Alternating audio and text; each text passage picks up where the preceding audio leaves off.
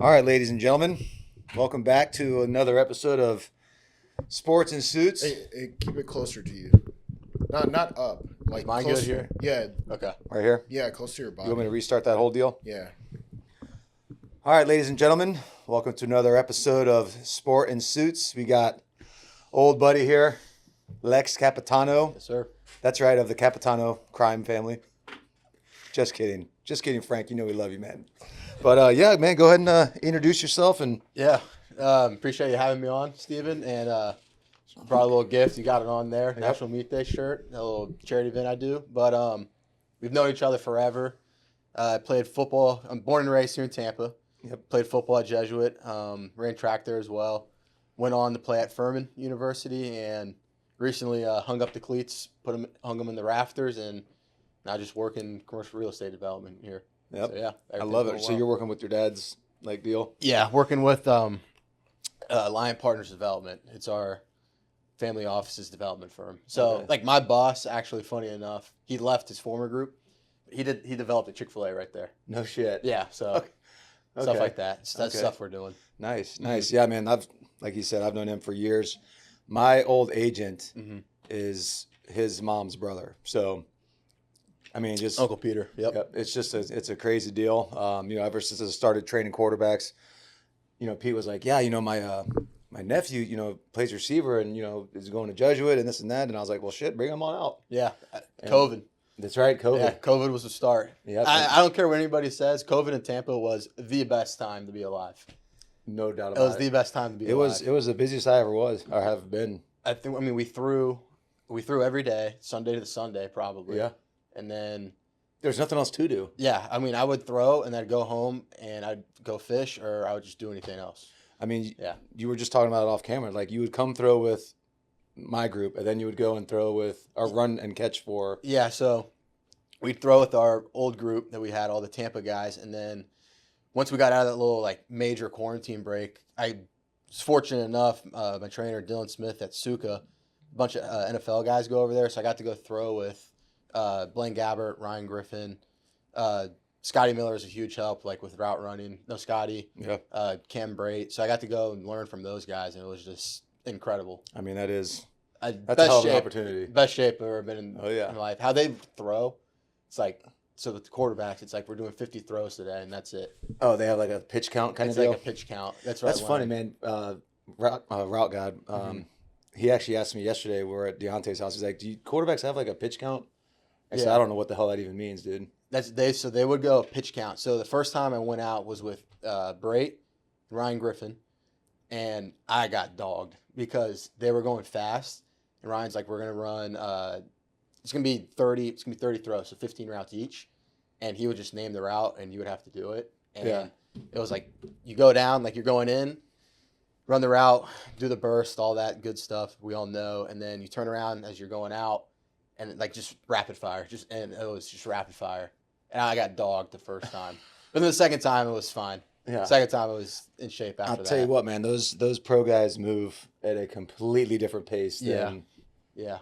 what we're used to. Well, I mean, we were dealing with. I mean, we're all in high school, but then we were transitioning. Like our group, we were transitioning to college. right. So we were still figuring it out. Like, but then we started going out when we come back on breaks. It was a different ball game. 100%. So I think I still have some fingers broken from Charlie. Just Probably. yeah, Probably. it's ridiculous. But yeah, man, that was an insane time in everyone's life. Yeah, I mean, I wish I still had that mask that you guys for your the FU mask. Yeah, the FU Yeah. mask. God, I don't I know got where some mine pictures went. of that. Yeah. I wanted to ask you while I'm thinking about it. Does Blaine or Ben or who's it? Brett? Brett, his little brother. Yeah. Do they throw better than I do? You and Blaine, and my mind are the same person. Same person. You and Blaine would get along well. I think just how y'all are. Yeah. But I mean, I've been there plenty of times with you, 80 yards away, and you still just put it right here on my face. Yeah, I It's mean, it's I still sent you got- that video. We love incompletions. We love incompletions. We That's love still incompletions. unbelievable. Yeah. Unbelievable. But yeah, man, that is a pretty wild story. So yeah, just kind of tell people about your time. Did you play other sports? I mean, you said you ran track at Jesuit. I mean, growing up, Yeah, just kind of go from like the early stage. That's Okay. kind of what we would normally do is like yeah. kind of go through like your childhood growing up playing Okay. sports? So I started playing flag. I think I was 4, like, to be 4 or 5 years old. YMCA. And then I first strapped on a helmet in first grade, which is That's young as shit. young as shit. Yeah. Now I think some parents would probably get crucified for doing that. Absolutely. I know. I mean, my mom is a football junkie. That's why I love it so much, and my uncle Peter as Yep. well, obviously.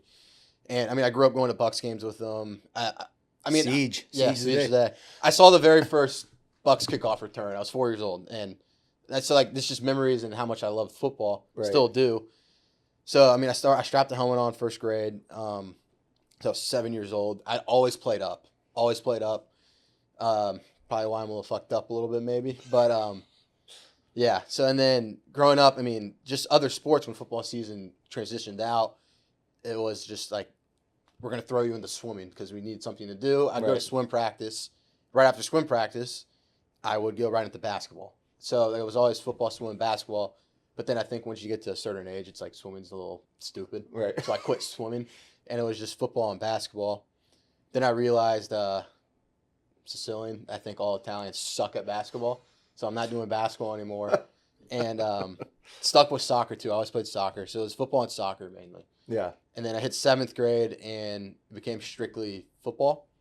And I think that's when the love of the game really started to hit me, because I transitioned out of YMCA league, which was pretty funny. I did meet Antonio Williamson, Coach Antonio, at TNT Sports Tampa. Yep. He talk about route guide. He showed route guide a lot of stuff. Yeah. I have a lot of memories of being in the old facility, and Juice would come in and it'd be like, no, this is what I do with my footwork. Yeah. We'd all do drills together. So Yep. I was with Antonio since, I mean, he ran the Y. So I was with him forever. That South Tampa, right? Yeah. Yeah, he was with the South Tampa Y. And so I was with him forever. And he left, and he was like, all right, let's go.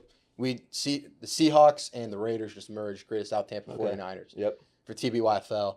So I was like, all right, I'll go play TBYFL. I know Frank kind of freaked out a little bit because it's a big upgrade. And I was always a little ass kid. And I mean, I was one of 3 white kids on the team. So Yeah. it was just, I loved it because I loved football, and all the kids just loved football. Right. That's what it was. Yeah, and I mean, I still have great friends from the teams. 8th grade played that 8th grade, and then just transitioned to Jesuit, and then at Jesuit I ran track. Yeah. So I know I went on a little rant there, but No, that's how it works. But that's how it is, man. Yeah. Yeah. That's how it is. That's. Mhm. I think every person I've ever asked that at least played in college has played or grew up playing another sport. Yeah, 100%. You have to. If you just, and that's what I'm trying to tell these parents now of kids that I'm training. They're like, we're going to be, we're training football all year round, all Yeah. football, all quarterback, especially just Mhm. quarterback. I'm like, I'll take your money. I don't have a problem with that. But Jesus, like, let them go fish. Let them go Yeah. dirt bike. Let them do something. Mm-hmm. So to that point, another connection between us, Coach Braden. Yep. Brian Yep. Braden. Brian Braden. Yep. He was always big in the receiver room at Furman the first 2 years. He's like, everything's basketball at the line of scrimmage. For a rear releases, he's like, basketball transitions so much to football. And then, so I've been helping out this one kid with footwork stuff. And I just told his dad last week, I was like, you got to get Andrew training in basketball and other sports next year, because like, you'll just get burnt out in football. That's the main thing. Is you You'll just get burnt out. And I'm like, and then there's so much that translates at receiver to basketball, playing basketball. I mean, really, not even just receiver. It's almost Yeah. every. It's an athletic sport. Football is Yeah. you have to be an athlete, especially at the receiver position. But Uh-huh. I remember in high school at Jefferson, I played football and basketball. Mhm. Only white starter on the basketball team Okay. as a freshman. Yeah. Good fucking hoop back in the day. But I mean, I remember during the football season, like, God, I can't fucking wait for basketball season. Mm-hmm. Like, this football shit it's a grind. Football's It's an year absolute round. grind. People don't want to admit it. It's year round. 100%. Year round. 100%. I- And I missed several football workouts and Mhm. practices because I was playing basketball, but it is a year-round deal. Yeah, I was like that with track. I mean, I would miss some lifts and practices with track at Jesuit, but I'm like, I get there in the summer and I'm like, I would be smoking kids in conditioning because Yeah. of track. And then I love track. Like, I recommend track too, because A lot of kids are running track now. it's very big on football's 90% mental, 10% physical. Mhm. and track is 100% mental because you're just competing with yourself. Right. Like I knew I wasn't the fastest kid out there, but I was there to do it to make myself better. Better, right. And that's all that matters in a sense. And then you're also like, I love the 4x1 relay because it just team oriented. Teamwork, yeah. Team oriented because football, it's like one guy messes up out of the 11 guys on the play, you're screwed. You're not going to score that play. Right. Unless there's a Jesus Christ just help you on the play. No doubt. But Didn't somebody Yeah. just get whacked with a baton in a 4x1? I don't know. Oh, yeah. The girl, some girl, the like- girl like- with whacked. Yeah, it was Yeah. hilarious. Like Yeah. intentionally, like just knocked the Yeah. shit out of her. Did you see that? Yeah, what they're saying, or at least what her parents are saying, is she did it by accident. She tripped or some shit. I saw the video and it No looked like way. she straight up clopped her That's in the 100%. back of the head. Yeah.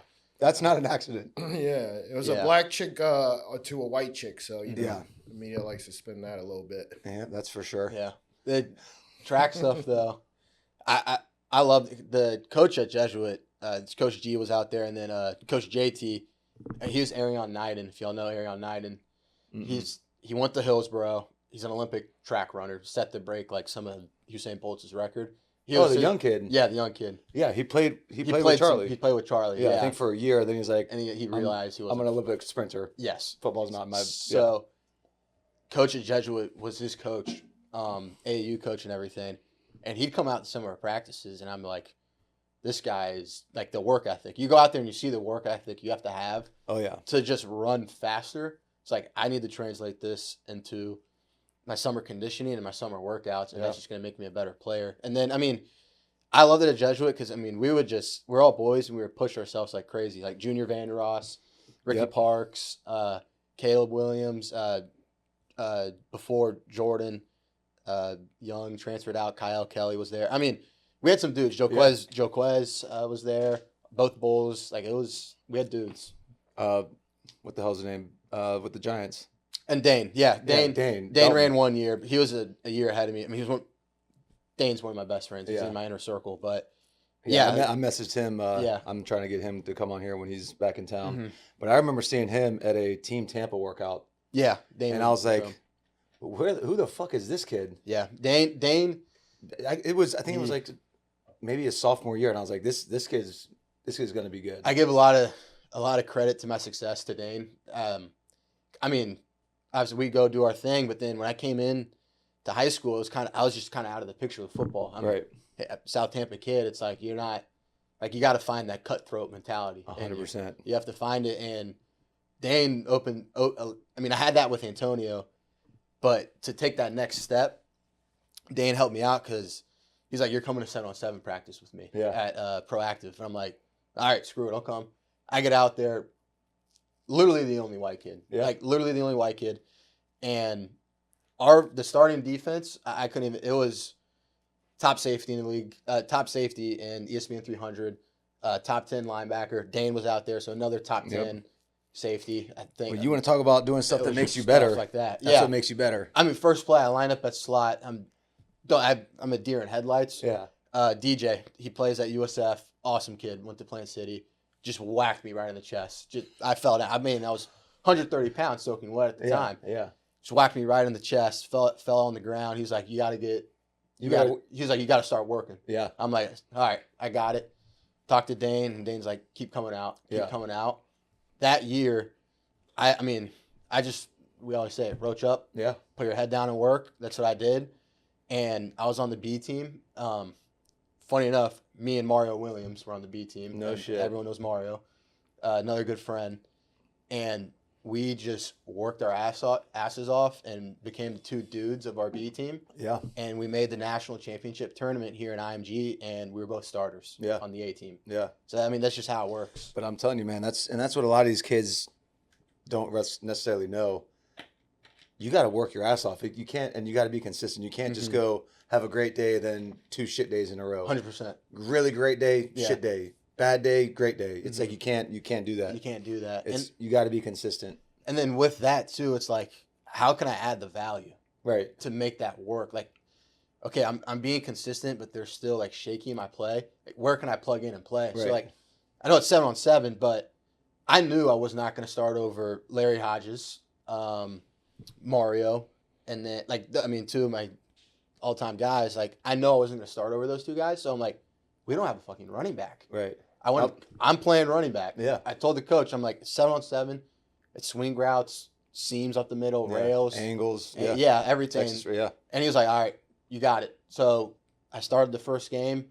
I remember I scored the touchdown OT to advance. Yeah. So he's like, all right, you're the running back for the entire tournament. Yeah. So I was like, all right, just. Who was the quarterback for y'all? I couldn't even tell you. It was a Lake Gibson kid. I forgot his name. With the curly hair? No, not him. Not him. I can't. Our team was based in Plant City, so Okay. it was awesome because we would pull It all wasn't the Hillsborough and Polk kids. It wasn't McKenzie, was it? No, McKenzie was the quarterback for the B team. Okay. That's McKenzie. He's the best. McKenzie's the out of best. his mind. He No, is out of his That's mind. how we got close. We were all because we would train, Yeah. and McKenzie and I would hightail it and go to our 7-on-7 practices. That's so funny. He is an absolute character. He's the best. Man, that is wild though. But it's a 7-on-7, I think. And people ask me all the time, like, what do you think about 7-on-7? I said, Yeah. I think for receivers, Yeah. I think it's beneficial. Mhm. For the quarterbacks, I think it's a complete waste of time. Yeah. Yeah, it's fun, and yeah, you're gonna meet guys and become 100%. friends. You get to travel around a little bit, but for the most part, for your developmental skills, it's complete steps backwards. I think, I agree. Because I think with receivers, it's all about timing. Yeah. So I think, like, But it's so much different now. I don't know if you follow much 7-on-7 or not see anymore. like the videos. Not anymore. These kids are wearing like pajamas, pants, and like ski masks. And It wasn't like that when I was No. doing it. It was when Adidas started it. Yeah. And it was, I mean, you had to be a dude to be out there. Yeah. And it was, I mean, you go out there and Cam Newton's walking around. I played George Pickens. yeah, I remember George Pickens just being an absolute freak at IMG in the Yeah. IMG tournament. he's pretty good. Yeah. He's been running routes with us over at Deontay's house. Yeah, he was one of the most athletic guys I've seen. And then, like, it just taught me, like, timing of the route. Because, like, Yeah. then it was, you had the ball on the stool. And as soon as that ball came off the stool, you had 3 seconds. And that's, I don't even know if it was 3. I think it's like 4. yeah, it was It's something. yeah. But 3 or 4 seconds is a fucking eternity Yeah, in normal football. normal football. But as a receiver, it taught you, like, because you'd go out there, and that was the time when all the footwork stuff was going on. Yeah. So everyone wanted to, like, look pretty and stuff. But, like, you learn, like, if you do that in your route, you're not getting the ball. One, your timing's off with the quarterback. He's going to get pissed off. Then you're going to get pulled, and then you're going to get benched. So it taught you to really, like, learn how to run a route. Yeah. Yeah. So, like, obviously, and it's just more ball is more ball. Right. So you're going to get better. But, and also, I mean, 7-on-7 is kind of bullshit because it's really, like, it's 4-on-7. Yeah. So 100%. Like, as a receiver, too, it taught you how to read a defense. Yeah.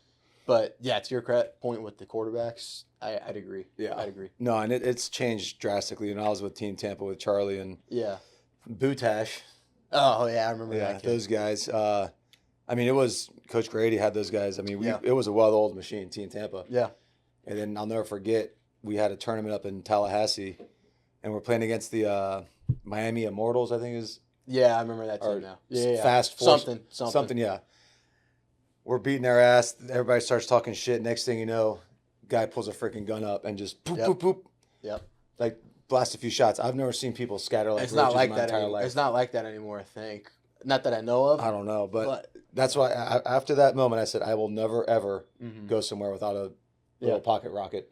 we had 'Cause a I ain't tournament- getting got. No, we had a tournament in Cocoa Beach, and we had Gant on our team. He's at Boulder. His little brother too was on the team. I think he's at Tennessee State now. And I remember first play of the game, Gant caught a pick 6 on these guys. Yeah, And then then the turnover, the next drive for them, we finally get the ball. Larry scores like the second play. So before you know it, we're up 28-0 or Right. whatever it is. And the tournament's in Cocoa Beach, and the team we're playing was hosting the tournament. mm-hmm. And they got pissed. And it was like within 2 seconds, I'm sitting there like lining up for the play, and like it's just mayhem. Like Just we're a right, brawl. yeah, like a brawl was about to break out, and I just remember it was like refs were like game's over, proactive wins, and we're in the van out of there. Jesus. And then come back the next day and we win the whole thing. But like, yeah, I mean, People take that 7-on-7 shit serious, very serious. which is stupid to me because like But obviously now they're paying like the winners from what I see on social media. I don't even pay attention to it. Yeah, I'm it's just like $450 entry fee. Yeah. Winner takes 51%. yeah. Second place gets their money, but whatever the case. To may me, be. that's just a scam at that point because Of course. Yeah, that's just like when I was doing it was like the birthing of it. So it's serious, and like people did get offers from it. 100%. I remember seeing Yeah. what the hell's his name? Mark Rick. I remember him coming to some of he'd be those I don't- tournaments. I just don't see that anymore from the little I see. But then, I mean, once you mature a little bit, like you get past your sophomore year, you really realize like it ain't translating to 11 on 11. 100%. So like I'm gonna go out there and make myself better. But then, like when it comes to the 11 on 11 training, it's full on Yeah. balls to the wall. But I mean, shit, you see some of these 7-on-7 kids, and they're like, Freak yeah, athletes. I can't go, I can't work out, or I can't go to this my high school team's function. I got a 7-on-7 tournament. I'm like, dude, what? No, it's all about the team. Everything's about the go team. to 11-on-11. Go to your high school shit, Yeah. not your 7-on-7 bullshit. 100%. Because you're making your bread with your high school. You're not making it with 7-on-7 anymore. 100%. And that's the other, just the ego play. Because now you get paid NIL in high school, and like I said, I haven't paid too much about it anymore. I'm such an NFL junkie, and then just college as So well. is this guy. Yeah, we were chatting about it before you walked in. Yeah. But yeah, I just think like from what I see with like young kids now, and now I've transitioned out of it. So like when I was a senior at Jesuit, all the freshman kids are now playing in college. But like what I see now is high school kids are so worried about itching for an NIL deal in high school, That's all they care about. and then it's like how they look on social media. But I'm like, Lex, it's none of that matters. Lex, the group of kids from like your generation to like Yeah. the kids that are Oh, I now, it's fucking night and day. Mhm. Absolute night and day. I think if I came out there with Kobe like we used to, Yeah. and they saw how Kobe and I used to work, I think some of the receivers would be like, I thank God, like Route God's there Yeah. to see him working. Like he works his ass off. I mean, shit, he got in one of the kids' ass yesterday. Was that video you Yeah, posted? I saw yeah. that. I watched. That was a good video. Because, you know, it was a good video. And I was talking to his dad afterwards, and he's like, man, thank you so much. Like, Yeah. he needs to hear that constant, you know. Mhm.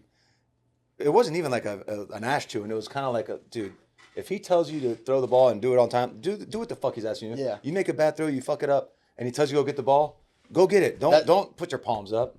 Best rule of ever, hands down, best rule, by the way, is your rule. If the quarterback makes a bad throw, why is the receiver going to get the Yeah. ball? I know I'm biased, but it's like, it's not on me, it's on Yeah, you. Like, yeah. I don't need to run another 100 yards. I just ran Right. that for you. If you drop a ball, that's on you. Yes. But if I throw a shit ball, and that's what I have these kids do. It's like, you make a bad ball.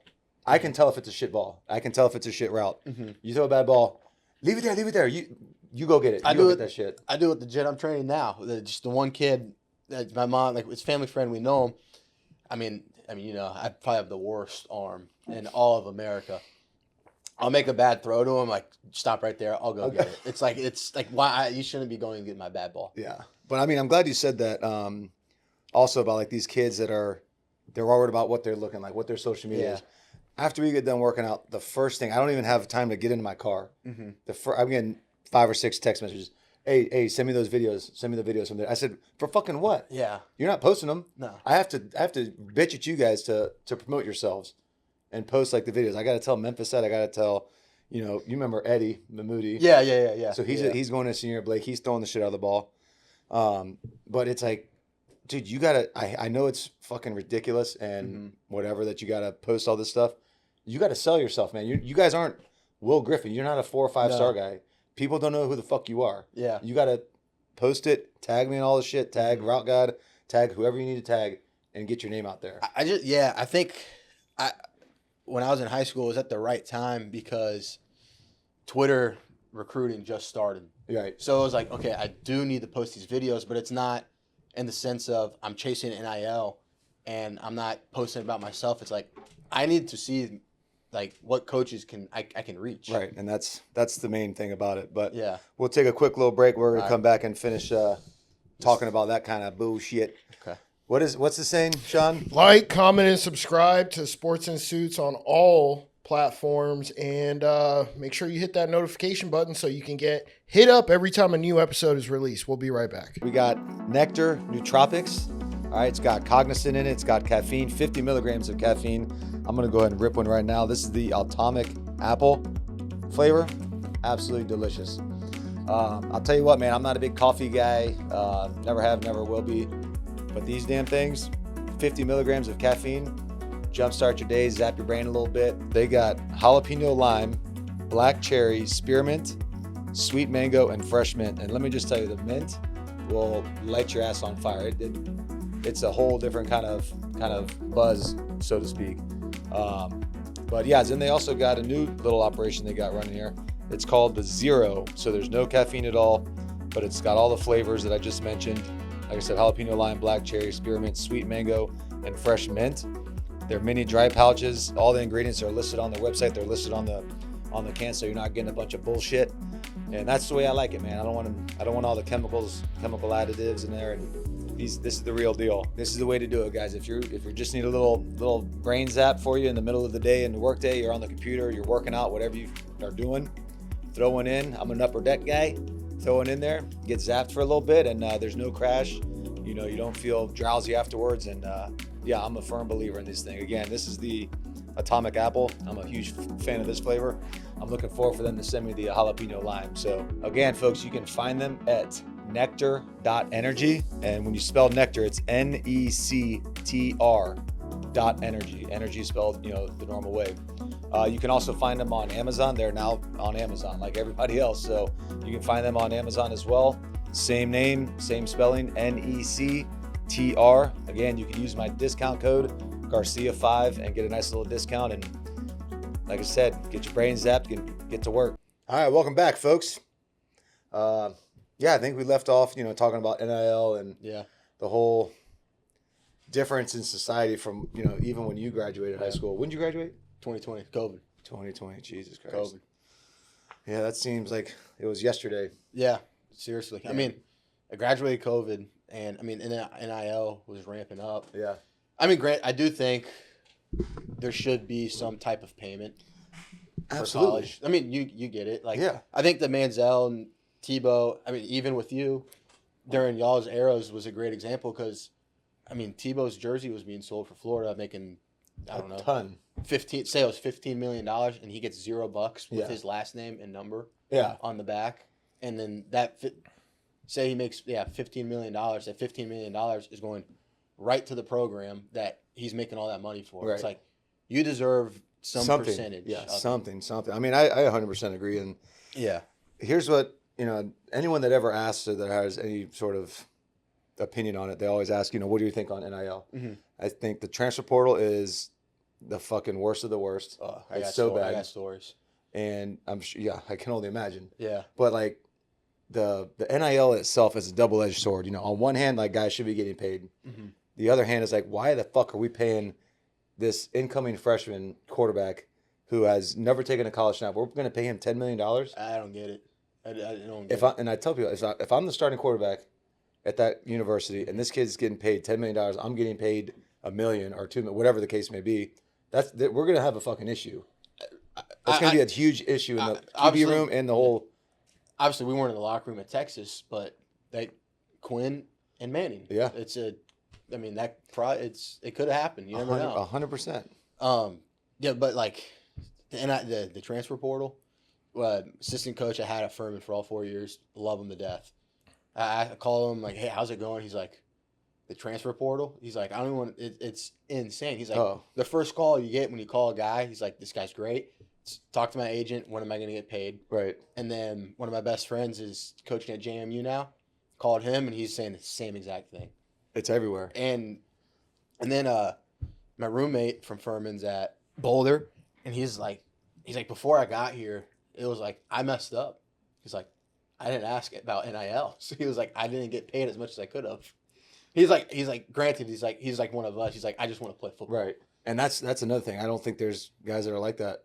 I mean, there there is, but for the most part, all these guys care about is how much you're going to pay me. That's why I love FCS. Yeah, but that's what Saban literally came out and said. He's like, I'm done coaching because the question no longer is when I'm at these in-home visits and I'm talking with the parents, like, we're going to make sure your son has an excellent education. He's going to graduate from University of Alabama. Yeah. We're going to get him ready to play on Sundays. Mm-hmm. Do you have any other questions? Nope. He said it went from that to, all right, coach, how much you going to pay? How much you going to pay him? Before the Rose Bowl. That was the interview. I saw it. I'm like, that's that's terrible. It's ruining. It's what it's doing. It's pissing off the people that are actually paying the bills. Yeah. I got a buddy who's a big time booster for University of Miami, and when Cam Ward decided to check out the second half, and they ended up losing to Rocco. Mm-hmm. He was like, "Fuck this, I'm done. I'm not giving him any more money. Why the fuck am I paying? We're paying this kid, I forgot what it was, maybe $10 million, and he's not going to play in the second half in a bowl game. I mean, it might be meaningless to him, but it's like we're our fans. We graduated from here. We want us to fucking win. We want the U to be back what it used to be. Same thing with NFL though. You can't just check yourself out. It comes down to the business. Right. You can't just do that. They got it. It's too much wild west right now, and they got to put a fucking head on it or a cap or something. That lawsuit or whatever it is coming out now. I think it's gonna get passed where they have to like cap the NIL for what your revenue is per sport. It's a revenue share. I thought it was. I think it's like 20 million. It's something. But that's just the revenue share. So you could still have a collective or a trust you can have or whatever. The collective. Yeah. I think it was Clay Travis posted something. He said that University of Texas. Yep. A $40 million roster for football. It's like, how is that sustainable? Insane. There's got to be under the table stuff like it always used to be. There always used to be that. Yeah. I never got shit. Which was fucking Georgia McDonald's bags. It was bullshit. That's man. a known story. Yeah, 100%. And that's if it's not broken, don't fix it. Yeah. You know. But I mean, I think that they released it too fast, like you said. Yeah. They released it as a Wild West model, and they didn't think about it very consistently, methodically, and like how can we do this right? Absolutely, man. And I'll tell you what, it has aged some of these college coaches significantly. I bet, yeah. I mean, I love Coach Beamer to death. I remember him when he was an assistant coach when I was playing. Mm-hmm. I'll go back to Columbia every now and then. I saw him this past or 2 weeks ago. By the time this thing airs, it'll be probably a month or so. But anyways, I was up there recently and I saw him and he just looked fucking weathered. You got to get a GM. Yeah, you got to hire You have a to. GM. Yeah. You have to. Shit, we threw at USF the other day and the GM, I guess, knew Memphis's grandfather.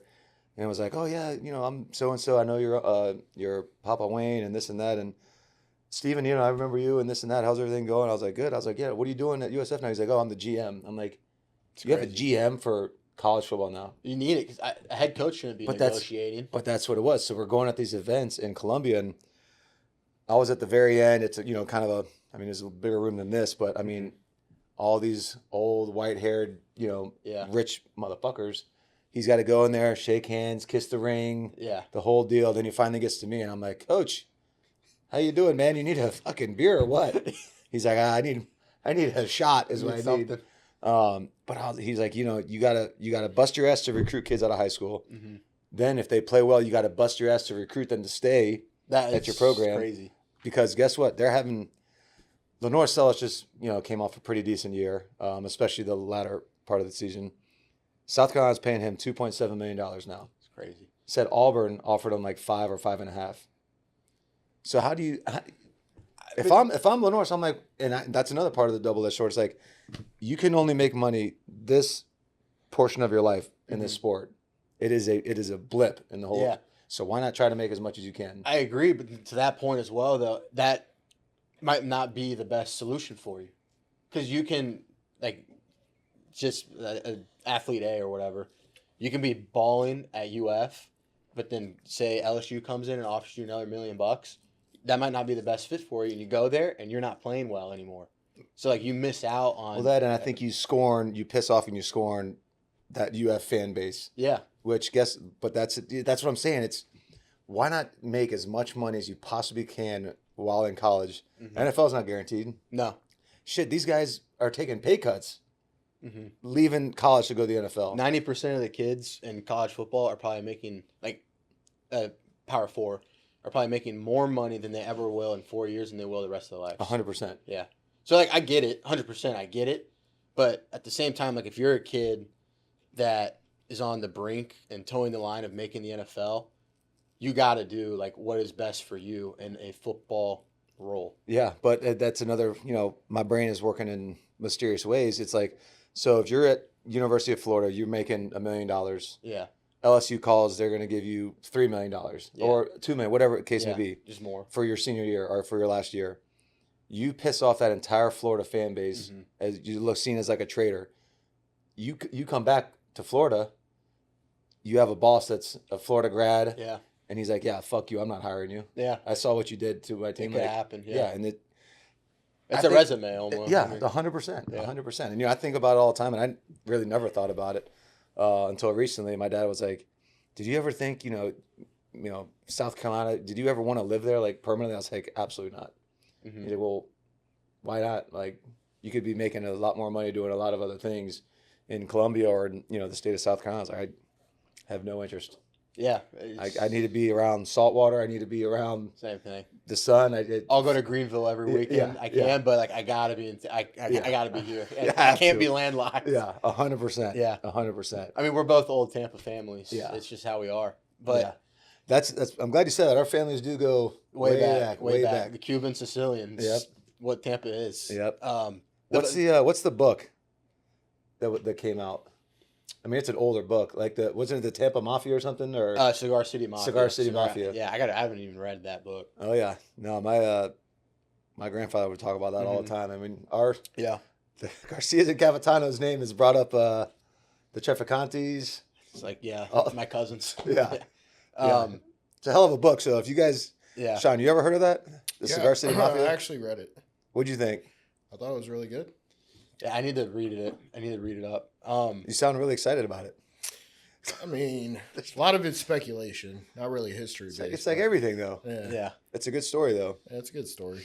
To the point about the FBS schools though, it's like why I loved FCS. It's no one gave a shit. We were just a bunch of dudes playing football. But I feel like now that's completely changed as well. 'Cause it's like, Yeah. all right, so now I'm at FCS. I bust my ass. I play well. Yes, Now I got there guys was a calling. sense. There was a sense. So Ryan Miller, he was with the Bucks now. He's one of my good friends at Furman. Great player. Yeah. The guy made $0, and he was a 3-time All-American FCS. Holy Made shit. $0, and it's like he's like, yeah, I could have made money, missed out on it, and everything like that. But he's like, I was here to play football and everything. Right. I missed out, but there's that sense, like you're right. It's like I can be doing this. Like why don't I try and leave and do that? But then like to Ryan's point, like if he left, you never know what could have happened with his NFL career. And then the grass is not always greener. Yeah, It really isn't. that's You never- that's what happened. Like he could have gone to But a I bigger think- school and not know what could have happened. No pun intended, but I mean, is that money, the green, is it guaranteed? I In don't. college level, do you know, Sean? What? If the NIL is guaranteed, if a kid transfers to, Well, I think it's all contract based now, so I think it depends on the contract you sign. you got to get Fantetti on that one. What are you Well, I'm looking up? it up right now. No NIL money in the NCAA is not guaranteed in the way of Yeah. in the way a scholarship is guaranteed. Oh, that's interesting.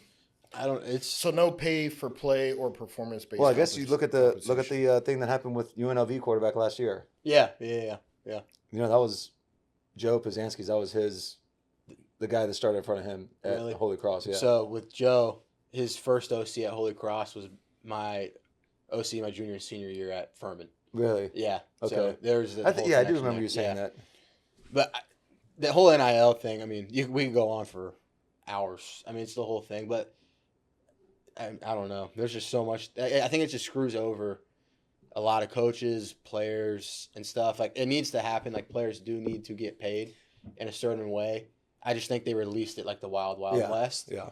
and it's caused a lot of stuff, and it's trickled down to high school, like we were saying earlier. 100%. Like I think a lot of work ethic is lost, and there's that Dana White clip of a podcast who's like, all you have to do is be a remote savage, like remotely a bit of a savage now, and you're going to be successful. And I think that's true. Yeah. I think that's true. Yeah. No, I think you're 100% right. Yeah. It is. I was a walk on, you know that. Like, Yeah. I bet on myself and earned a scholarship. Like NIL, I think ruins that Oh, for a absolutely. lot of people. Absolutely. Yeah. Yeah. There's no playing for the love of the sport. I mean, I'm sure there is. I'm sure there are guys that just always love will be. ball. Yeah. But for the most part, I feel like all these guys, all they want to do is just chase the bag, Mm-hmm. And shit, I can't necessarily blame them. You're getting that No. much money thrown in your face Yeah. at 17, 18, 19 years old. Who the hell wouldn't? I can't blame at all. I mean, why would you blame someone going to take $3 million? You can't. We were talking about this on the Deontay's podcast. He's like, yeah, man, we were getting, what do you say, $1,600 a month Yeah. or What, something like that? stipend? Stipend. Yeah, and I'm yeah. like, what? We got $48 a weekend. Yeah. And that is if we went to all of the team meals, all of the classes, crazy. we didn't miss anything. Yeah. Weren't late to a Remember that. workout. They would find us all the time. It's crazy. Because, I mean, I think when he was playing, it was like, that's your rent and then some money for food. Right. So, like, I get, I mean. What was now it, like it's cost of just- attendance or something like that is what they were calling it? I don't know. I don't know, but he was saying that. I Well, was he like, is dude, also yeah. 28 and you're 36, so you're talking about 8-year difference. Yeah. A lot's changed in 8 years. A lot's but, changed like, in 5 years. Yeah, but like Yeah, I 5 grew years, like yeah. I played with some guys that played with him, so like I knew, like you would get that stipend per month, Yeah. and whatever it was like that was your rent and that was for food, and I had friends that would send that stipend home for their parents to pay Yeah. their rent bill. Yeah. So like, but now it's like that's the other part of it is like it's awesome, like you can really help out your family now, There's no doubt. but it's just ruining so much of the game. It's at almost like the same time. NCAA was smelling it coming. Don't think for 1 second Mhm. that these top guys, even when I was playing, I don't want to name any names, but there was guys whose parents got hired on in some role in the athletic department and were making a lot of money, Yeah, hundreds of thousands of dollars, to literally just be an employee of the school. So I mean, there's always ways around 100%. everything, and you know, it's just a wild operation, and I just don't know how they're gonna put a cap on it. I just think like it takes away from like I was one of the little guys. I think like I think it would be hard in a sense to like be a walk on and try and earn that scholarship because they're so worried now about how can I pay this guy, how can I Yeah. pay this guy, how can I pay this guy. But I mean, it comes down to coaching too. Like Brad, and I love him. He was a great coach. He never lied to me. Yeah, So I think there needs to be transparency with it too. and he's with the Colts now, right? He's still with the Colts. Yeah. Is he the head receiver coach, or what's his? I You know what haven't his talked role to is? him a bit. He was Reggie Wayne's the receiver coach, Oh no shit, so he was helping out Reggie Wayne. He's the assistant. Yeah, that's pretty sick. it's an awesome gig. He called me, like I remember we had a spring. We were in our middle of our spring ball. I don't know why we set up like this. 2 week spring ball, spring break. Yep. 2 week spring ball. I hated that. It makes no sense. I don't get it.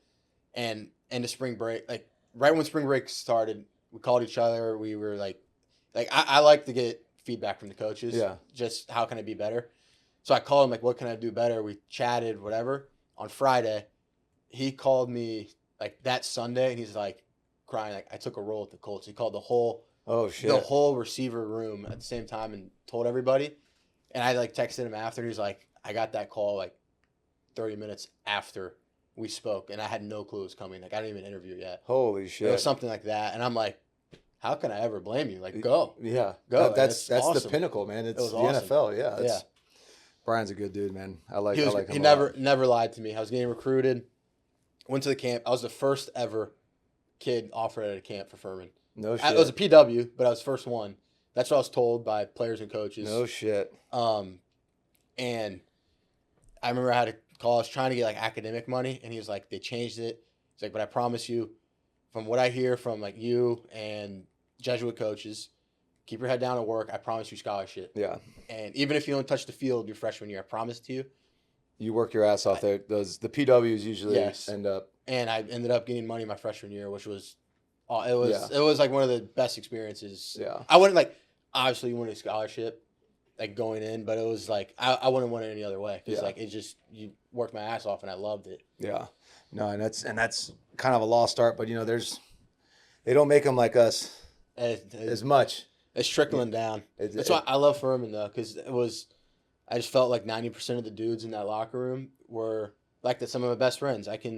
Callie Chiswick, Hugh Ryan, Nikki Kazimka, Danny Siana, Ivan Yates, my roommate. I mean, and that's the thing, man. I can name Jake Johanny, and like I can keep going. Like all those guys, I'd go to war with. Yeah. Like right now, because I know they're going to work their asses off. And I'll tell you what, man, that's another thing that's lost in the transfer portal, man. You got these guys that you busted your ass with for 4 years, 5 years sometimes. Well, shit, now with COVID year and everything else, what's the guy in Miami? He's year 9 in college or some shit. I don't know. Yeah, How that's possible is you should have a wife and kid at that point. In my it's opinion. like, dude, hang them up, man. Yeah, you should have a wife and kid at that point. 9 years, but yeah, I mean, you started entering the transfer portal. Now you got guys that are leaving, coming back, leaving again. Yeah, It's just it's it's hard to keep up with. But I just know that if I'm the starting quarterback at a school, and you got guys that are transferring out that are constantly talking, bitching about this and that, it's like, dude, how do you have a culture? That's the big thing with me, because it's like I mean, if we didn't have a good culture at Furman, I really don't see us winning that much. Because like obviously we had talent, we had very good talent, but like that, and we always competed. Like my last 2 years, we competed for SoCons both times, but because I think how tight our locker room was just elevated our talent through the roof. There's no doubt. Through the roof. I mean, it was like I tore my ACL my senior year, and I still had a role as a player coach, and the guys, I mean, I think they respected it, of the role I had, and I don't think that happens as much anymore because of all the hoopla. 100%. And that's another thing, man. I remember talking with God, what the hell's his name? You probably know him. It's Coach Brown to me. I don't know what his kid's name is, but he went to like Florida State and then went to Boston College as a D lineman. I don't know. Last name Brown. I thought he went to Jefferson or Jesuit. Ronnie Brown. Does that name sound familiar? Hey, that sounds familiar. Anyways, he was telling me a story about when the NIL first came out, and they were paying some D lineman at Florida State more money than they were paying the actual D line coach. It's crazy. And he was like, telling him like, hey man, you gotta burst off the line or something. He's like, don't fucking tell me what to fucking do. Don't tell me. I make more money than you. Yeah. Like I could not imagine telling that to a grown ass man. No, and it's like you're not in the league either. Yeah. Like I've heard Tom. Like, I couldn't Tom be a coach. Brady. I would beat the shit out of some kids saying something like that. You never you're always learning football. It's just like it's just like life, faith, everything. Yeah. You learn something new every single time you tap into it. Yeah. And that I coached the last year with my knee, but I loved it. And then that's a hard life, and I have respect for every single coach that does it, because it is a grind. It's a grind, and so like 3 of the guys I just named, they're all coaching now, and I respect the hell out of them because it is a grind. One of them's weddings this weekend. I was about to say, are they married or have kids or anything? Nikki's getting married this weekend. We're all like, it's gonna be a time. Like we're all getting back together. It's like, and then his fiance, soon to be wife, played soccer at Virginia Tech. Okay. So like they're in it. They understand it. Gotcha. So, but I think you have to be in it to you got understand, because you if got not, yeah, those guys are. I mean, I think I don't know what the actual term is, but I think they call it like guarding the computer. yeah, Like they're just standing there, just looking at the computer, because the head ball coach is out there just kind of looking around and doing anything, making sure nobody's leaving before I'm leaving. I couldn't do it. I thought about it. I got very close, but then I had talks with some of those guys. I'm like, 10 years, I'm gonna hate myself because I'm not spending time with my wife and my kids. Right.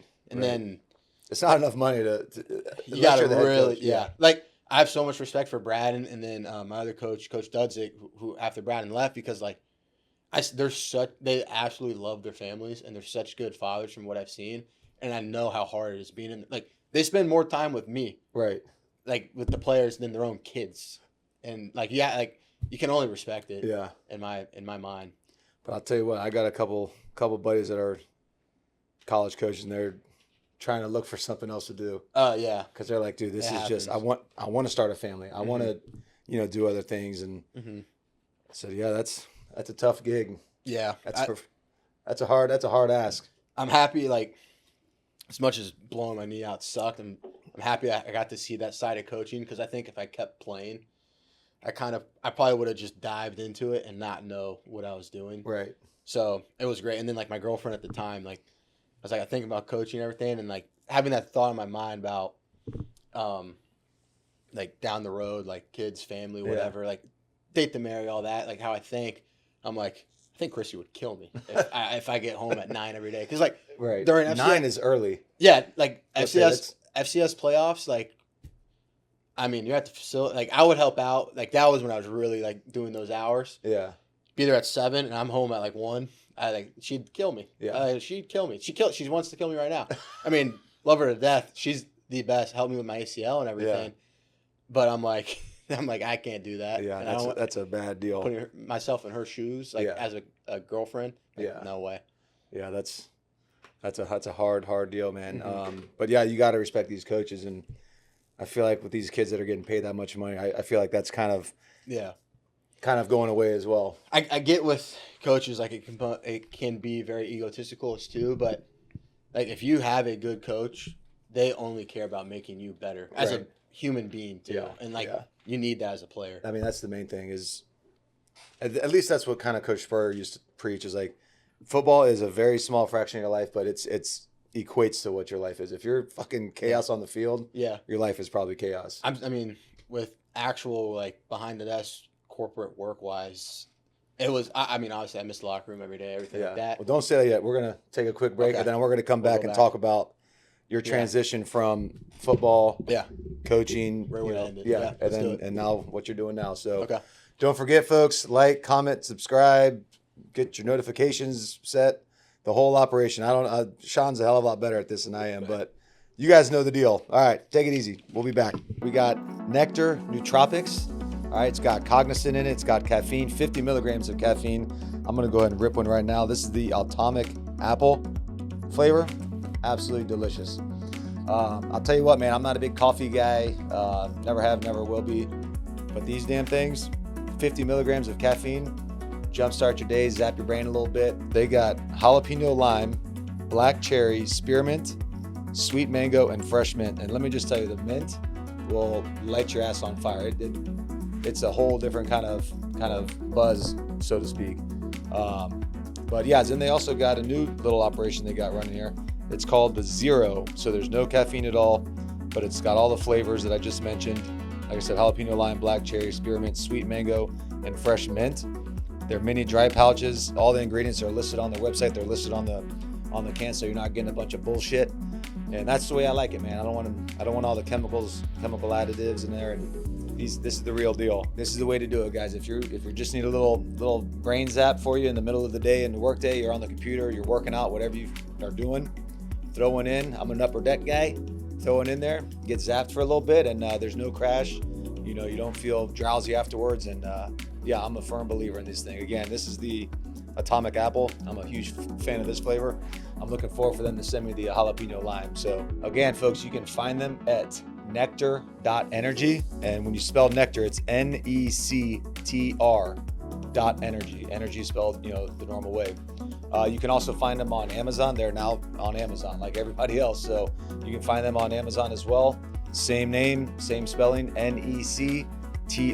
Again, you can use my discount code Garcia5 and get a nice little discount. And like I said, get your brain zapped, get to work. All right, welcome back. We're going to transition now from a male to female. Just kidding.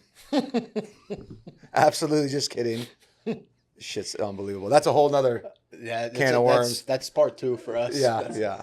But yeah, we're going to kind of transition from, your time as a player coach to kind of what you're doing now, and kind of talk about your brand and what else you're doing with work. So yeah, I mean, I'm excited to talk about this really because I think it's hard. I mean, you went through it too.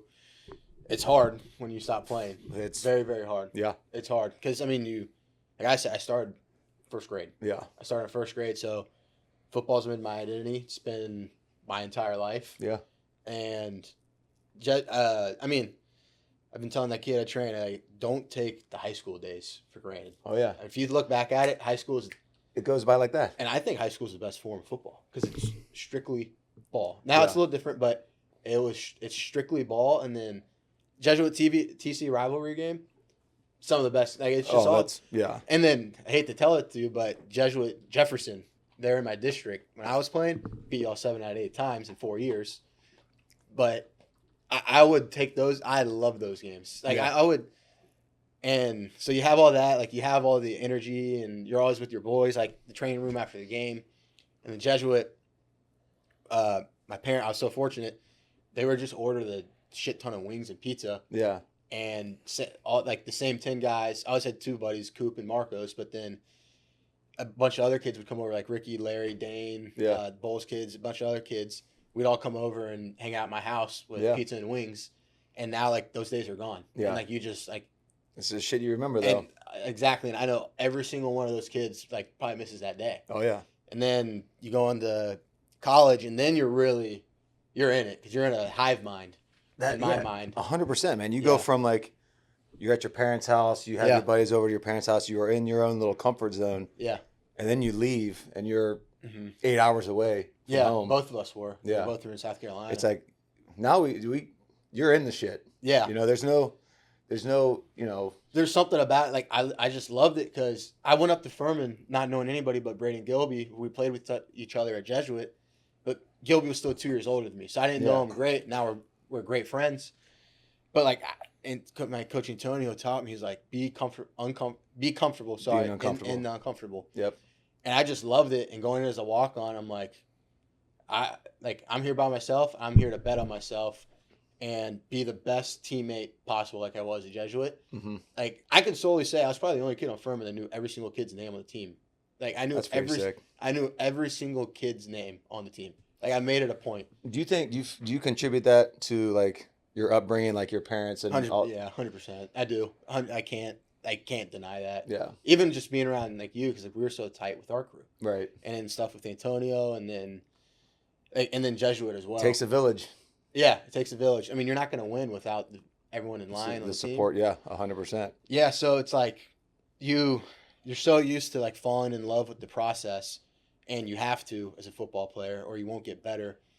And I don't know, like every day, like you're like from a conditioning workout, from a shells practice, a spiders practice, full padded practice, like a fall camp, like anything like that, like, and then you just transition to being behind a desk. Yeah, It's tough. it is. It's It tough. is because It's really like tough. you said, you started in first grade. I think I first started playing in third grade. Yeah.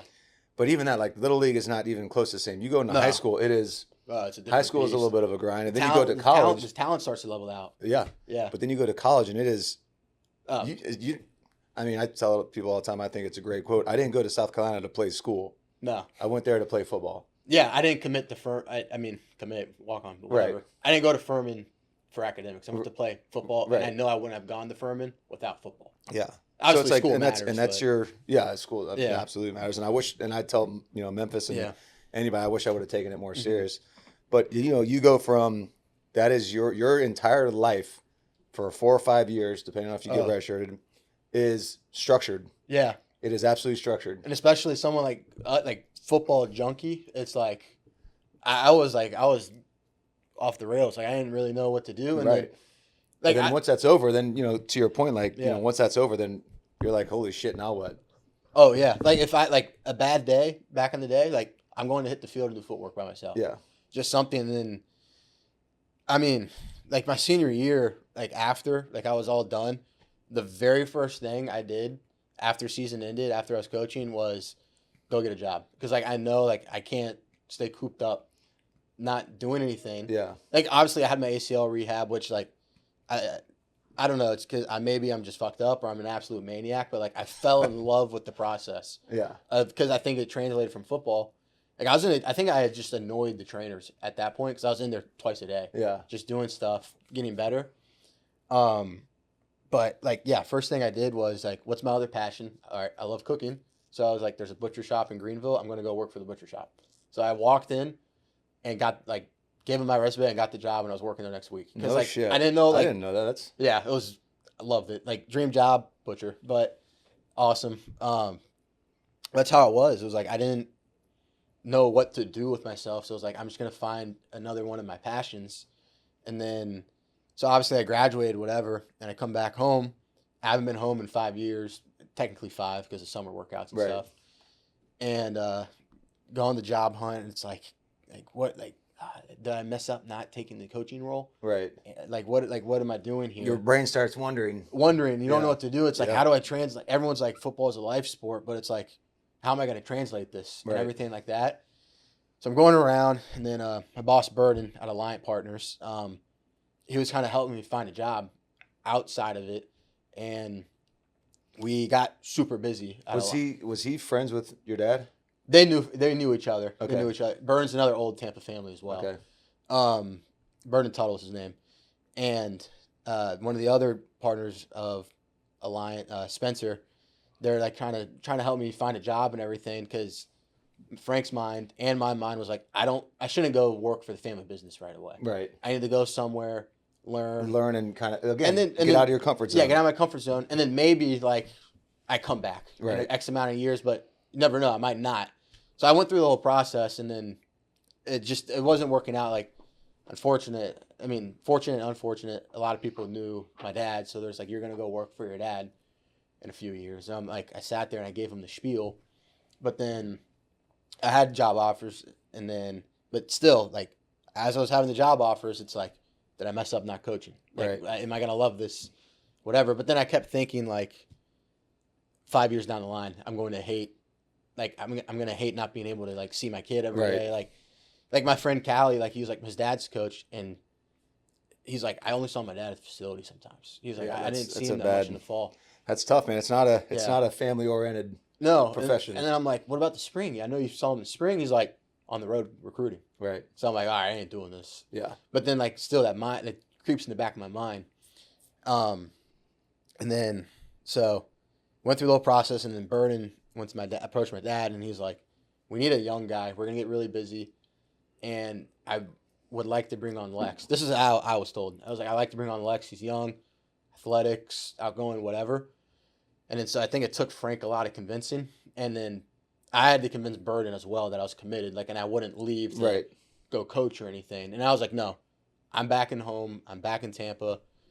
I've missed being with my family. Like, I'm staying here. And then like it's my family's business, starting from Radiant back in 1931 that my great grandfather started, and now we've grandfathered into a development firm, Alliant Partners. It's like, I'm gonna take that serious. I'm gonna give it my all, just how I was playing like that. And it's so like the first 3 months was just awkward because it's like, I'm not in a locker room. I'm not on the field. I'm not physical. I'm not getting physical.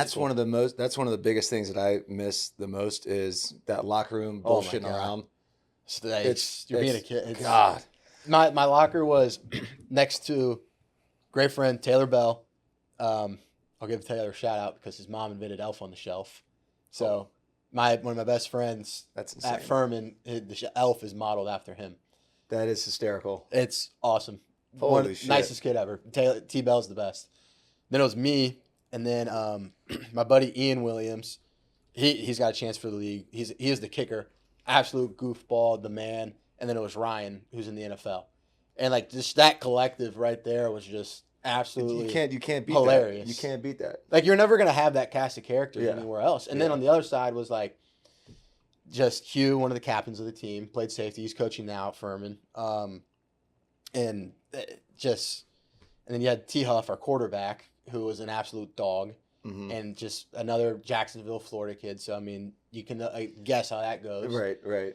And it was just like, you're not gonna have all that together anymore. And then you have like, you go from like the joking around, the dicking around, to I'm in a corporate environment now. And I've brought that in to the office. Okay, and I'm sure they've appreciated it. Yes, they needed it. So he said I needed somebody young that was an athlete. Yeah, and I mean, so I sit so you round the corner, and like there's obviously like the offices for people. Is the office in Ybor? It's in Ybor still. We'll never leave Ybor. We'll never leave it. And then that's your fight though, man. You can't leave that. We'll never leave it. No. And so like everyone's got their offices. Obviously that means the shit. And I'm low man on totem pole. I'm in a cubicle. So when you turn that corner though, I'm the first guy you hit, and it's just my nature. Everyone knows now. It's like Lex is gonna talk shit to me right when I walk in. Good. I don't care who you are. I'll give it to anybody because it's like, I love it. It's what we're used to. Yeah, it's what we're used to, and it, in my mind too, like it builds camaraderie. Yeah, and it kind of like eases the tension a little bit. 100%. If you're having a bad day or something's fucked up at home, you got somebody that's kind of busting your chops. Yeah, it kind of lightens the mood a little bit. And I love our office. Everyone in there is awesome. Guy sits behind me, Jonathan. He's from Chicago. So he gives it right back. I was about to say, you probably talk his whole family. His whole family is just a bunch of badasses. They're all firefighters. His brother works SWAT team, Chicago Force. Holy shit. So he's awesome. And then you can imagine, we're constantly jawing back at each other. And we were going to Burden, and Burden's like, you guys are like stepbrothers. He's like from the movie. He's like your Nighthawk and Dragon. It's just stupid. And then I'm like the guard dog to Frank too, because my cubicle is right outside his office. Okay. So it's like, even if he walks out, I'll give him something. But then, it's like if he walks out and then we're teamed up with each other, anyone, Oh, it's- it's game on for Yeah. anybody. You might want to sneak away. Yeah, so but like to that point, it's like I've brought that into the office, that football element, just to have fun. Like, don't be so serious all the time. Because with football, like the moment you're too serious, like I had this problem like a lot. Yeah. You're gonna know mess exactly- up, yeah. and you're gonna lose some confidence. Yep. So And like you said, it is 90% mental. Mhm. Well, there's no doubt. You lose that confidence. We were talking about it Oh, with confidence Deontay is and Rock. It's like, if you don't have confidence, yeah, it doesn't matter how talented you are fucking cooked. yeah, and it's the same thing. Like my main job right now, as I just told you off air, is cold calling. Yeah. So like I'm cold calling a bunch of landowners all day that just What's- don't want to be called. What's a good story? You have one in particular? Like, have you just got motherfucked? Oh yeah, plenty of times. 4th Street on St. Pete, it's a bloodbath. You've called anything on 4th Street, you get a fuck you every time. But like, and to me, Jonathan's got a. I have a few too, but it happened to him first. He's got a text message on his phone where it's like, "Fuck you, call me again. I'm calling the cops. I have your phone number." And in our minds, it's like you're doing your job right. Yeah. You're doing it right Yeah. because you're doing what you're supposed to do. You're being a pest. It all comes down to being a slot receiver. Just do your job. Be a pest. Be scrappy. Yeah. Find a way. Find the windows. Yeah. Yeah. So it's like it took me, like I said, 3 months to really learn how to take like the attitude, discipline, somewhat of toughness, like mental toughness. Yeah. How to be a good teammate. How can I add value is the biggest thing. Just all those things. And It's have fun so with it. awesome that you said that, man. Like I mentioned, I don't know if you remember Sean Goldrich played No. quarterback. No. You've thrown with him before. Anyways, he's a coach at University of Delaware now, and I know who you're talking about. he says the exact same thing. He's like, how do you add value to Yeah. University of Delaware? Mhm. And he's asked Memphis because they're kind of recruiting him a little bit, Yeah. and he's like, what do you add value to? Yeah. It's If you don't have an answer, then you better find a fucking answer. so like with me I'll give a football sense and then a commercial real estate sense. So we work with retailers all over the country and develop for them. And it's like, okay, how can we find a pocket where they aren't there and we can plug them in or redevelop an old, tired looking, I don't know, Wendy's, and say it's a big enough property. Let's try and put a Chipotle there. right. So my mind was like, okay, how are these guys learning where the pockets are rather than surfing Google Maps and just finding it? Yeah. I found a way to get every single address in the country from all the retailers, and I plugged them into a map so I can send it to my bosses, and they see where every single Chick-fil-A, Publix, Wawa. I mean, didn't you say you guys Walmart. just did this one? Burden did it with his last firm, but yeah, like one of the old radiant stores right down the road. The same thing. It's like Yeah. we developed the old gas station down there. So I was like, okay, my value as a young guy is make the best calls I can. So one, the company, the firm doesn't go unless I go because I'm the first point of contact. Right. Another football, like I'm the first point of contact. I got to hit it right or I'm You're screwed. the Low man wins. What is it, the wedge buster? Yeah. So I was like, all right, calls need to be good, but like I need more value than a call because that's really just my job. Right. And convince and negotiate the owner to sell. So I made a map. I make multiple maps of all the retailers in the country so we can find holes and pockets of where to go and plug them in. Let me ask you this, Yeah. just not to completely change the subject, No. but do you use a lot of AI? Yeah, I'm starting to. Not a ton, but like just emails. Like I'll write my email out, like fix it up, and then like with the address stuff, like you really like I'm still learning it. Like again, like constantly learning, constantly getting better Right. of how to get the addresses out of it because it knows like it shouldn't. One, and then two, it's so much like overload of information. Right. But again, like in my mind, if you rely on AI too much, you'll never be able to do your job. Don't tell Sean that. If you'll never be able to do your job as the best you can, you lose your human sense, and then it's like what if I'm thrown in a situation where I can't use it? Right. So like it's obviously it's a tool that needs to be used, but Yeah. there's a scary side of it that like we're approaching, and Elon Musk does it too, and he's the guy that freaking created it. Right. It's like you have to like learn how to separate. Talking from it. about putting a cap on something, we got to figure out a way Yeah. to do that in a Yeah. fucking hurry. So But yeah, go ahead. I didn't want to all good, all talk too good. much about that, but yeah, it's a I big mean, part of the job. But Yeah, so like that's how I figure out how to add value. But again, like how can I add more to that simple thing that I did? Because it's still like never good enough. And Right. then like with football, like my junior year, like I really had a role. Like I finally had a role of playing first 5 games or whatever. And then Coach Dudzik was very big on fluid depth charts with the receiver room, Mm-hmm. which I can understand it. And I had a bad week of practice one week. So he's like, hey, I'm gonna start Ben over Okay. you.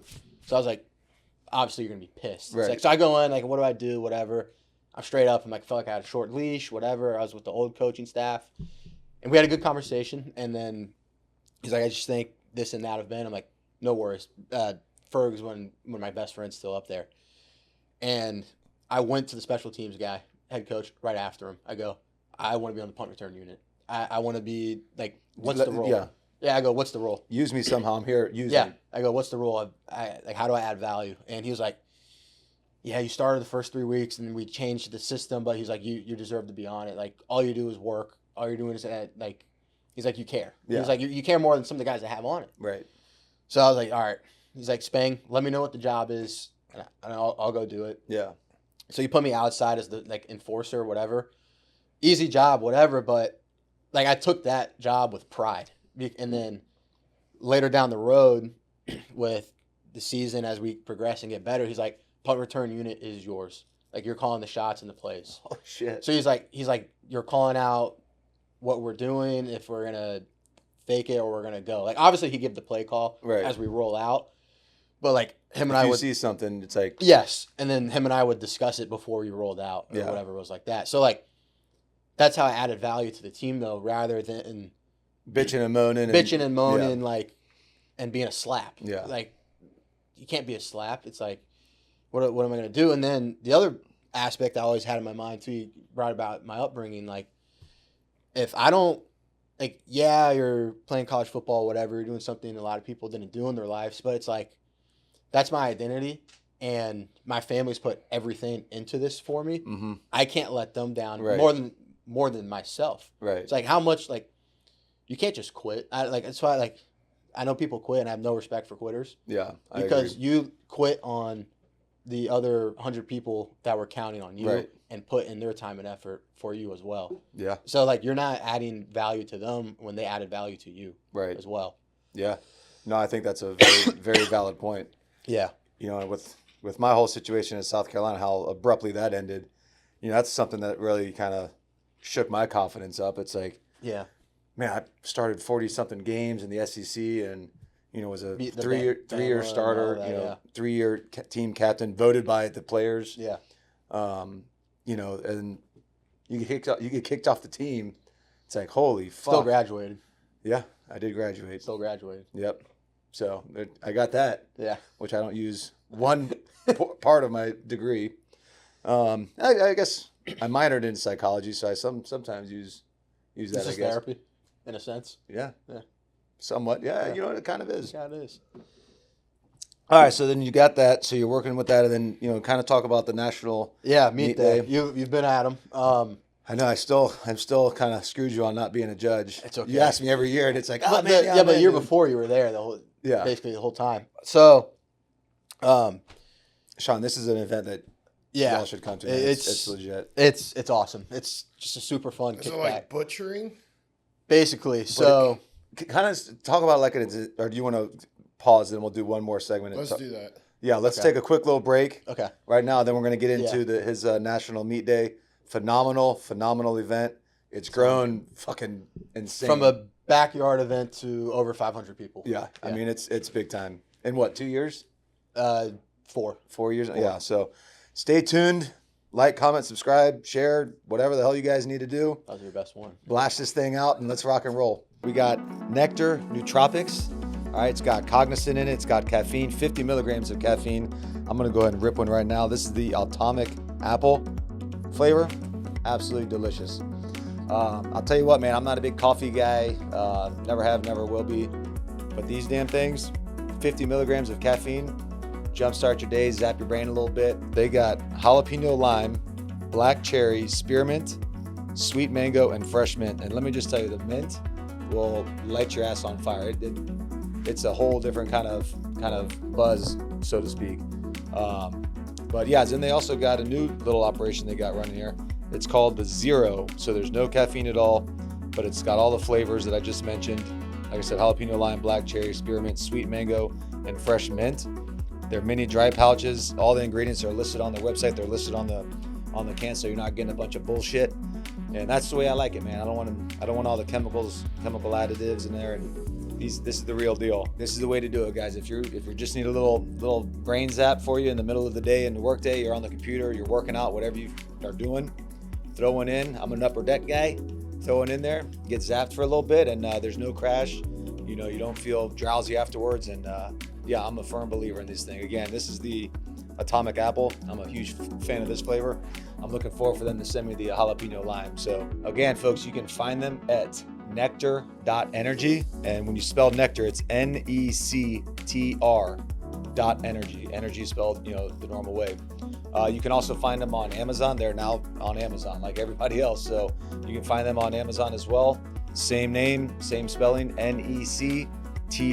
Again, you can use my discount code Garcia5 and get a nice little discount. And like I said, get your brain zapped and get to work. Welcome back. Sports and Suits. I had to break the curse, man. I had to drink a freaking White Claw. But anyways, we want to kind of transition into now another passion of yours, National Meat Day. That's so walk me through it. Like, was it your idea?